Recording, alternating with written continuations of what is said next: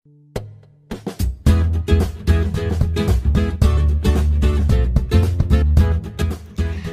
Friends, എല്ലാവർക്കും Sumi's tasty kitchen എന്ന YouTube ചാനലിലേക്ക് സ്വാഗതം. അപ്പോൾ ഇന്ന് നമ്മളിവിടെ ചെയ്യാൻ പോകുന്നത് വളരെ ടേസ്റ്റി ആയിട്ടുള്ള ഒരു സ്വീറ്റാണ്. അതും വളരെ പെട്ടെന്ന് തന്നെ കുറഞ്ഞ ഇൻഗ്രീഡിയൻസ് ഉപയോഗിച്ചിട്ട് നമുക്കിത് ചെയ്തെടുക്കാം.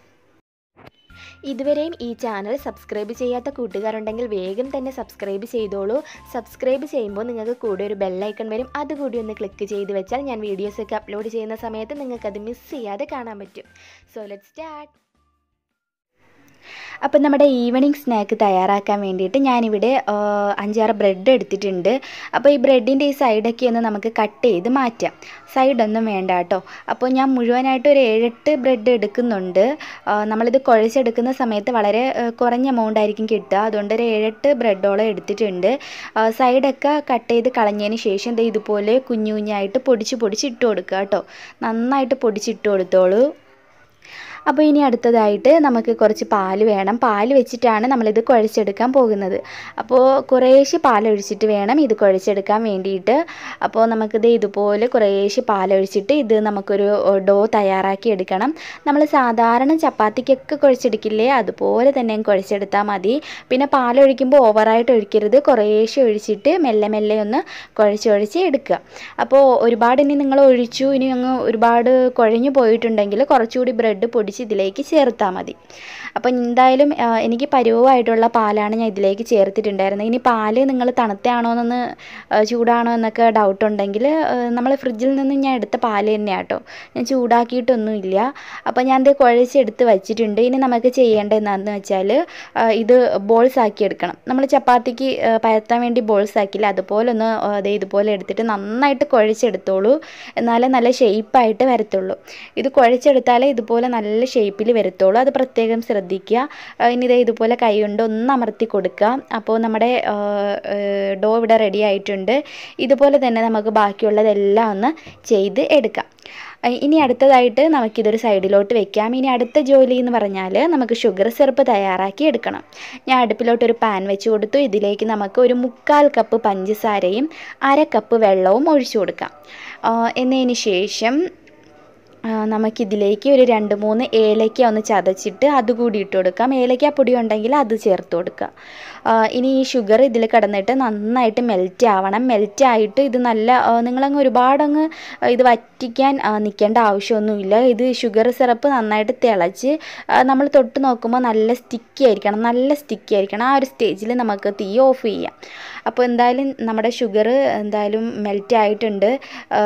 നന്നായിട്ടൊന്ന് തിളച്ച് വരുന്നുണ്ട്. ഇത് ഞാൻ അപ്പുറത്തെ അടുപ്പിലോട്ട് മാറ്റി വെച്ചിട്ടുണ്ട്. ഇനി നമുക്ക് നമ്മളിപ്പോൾ റെഡിയാക്കി വെച്ചിരിക്കുന്ന നമ്മുടെ ബ്രെഡിൻ്റെ ആ ഒരു ബ്രെഡ് നമുക്കിതിലിട്ടിട്ട് ഒന്ന് ഫ്രൈ ചെയ്ത് എടുക്കണം. അപ്പോൾ നല്ല ചൂടായി കിടക്കുന്ന ഓയിലാണ്. ഇതിലേക്ക് നമുക്ക് ഓരോന്നും ഇട്ടിട്ട് നല്ലൊരു ഗോൾഡൻ നിറമാവുന്ന വരെ ഒന്ന് ഫ്രൈ ചെയ്ത് എടുക്കാം. ഒരു മീഡിയം ഫ്ലെയിമിൽ ഇട്ടിട്ട് തന്നെ ചെയ്യുന്നതായിരിക്കും നല്ലത്.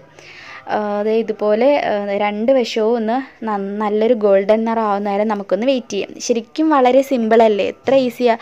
നമ്മൾ ചിലപ്പോൾ വൈകിട്ടൊക്കെ പെട്ടെന്ന് ഉണ്ടാക്കണം എന്നൊക്കെ കരുതുന്ന സമയത്ത് മടിച്ചികളായിട്ടൊക്കെ ഇരിക്കില്ലേ, ആ ഒരു ടൈമിലൊക്കെ ഉണ്ടാക്കാൻ പറ്റിയൊരു സ്വീറ്റാണ്. പെട്ടെന്ന് തന്നെ ചെയ്തെടുക്കാനും പറ്റും. ഒരുപാട് ടൈം ഒന്നും തന്നെ വേണം. ഒരു 10-15 മിനിറ്റിനുള്ളിൽ തന്നെ നമുക്ക് ഈ ഒരു സ്വീറ്റ് ചെയ്തെടുക്കാൻ പറ്റും എന്നതാണ് ഇതിൻ്റെ ഒരു പ്രത്യേകത. അതുപോലെ നല്ല രുചിയാണ് ഈ ഒരു സ്വീറ്റിന്. അപ്പോൾ എനിക്ക് വളരെ ഇഷ്ടമുള്ളൊരു സ്വീറ്റാട്ടോ ഇത്. അപ്പോൾ ഞാനിത് ഫ്രൈ ചെയ്തെടുത്തിട്ടുണ്ട്. ഇനി അടുത്തതായിട്ട് ചെയ്യേണ്ടത് നമ്മുടെ ഷുഗർ സിറപ്പ് ഒന്ന് നോക്കുക. ഷുഗർ സിറപ്പ് ഒന്ന് സ്റ്റിക്കി ആവുന്ന സമയത്ത് ഇത് നമുക്ക് അതിൻ്റെ ഉള്ളിൽ ഇട്ട് കൊടുക്കാം. ഈ ചൂടോട് കൂടി ഇട്ടാൽ മാത്രമേ ഇത് നന്നായിട്ട് നമ്മുടെ ഷുഗർ സിറപ്പ് ഇതിനുള്ളിൽ പിടിക്കത്തുള്ളൂ. ഇത് ഞാൻ പഞ്ചസാര പാനിയാക്കിയതാണ്.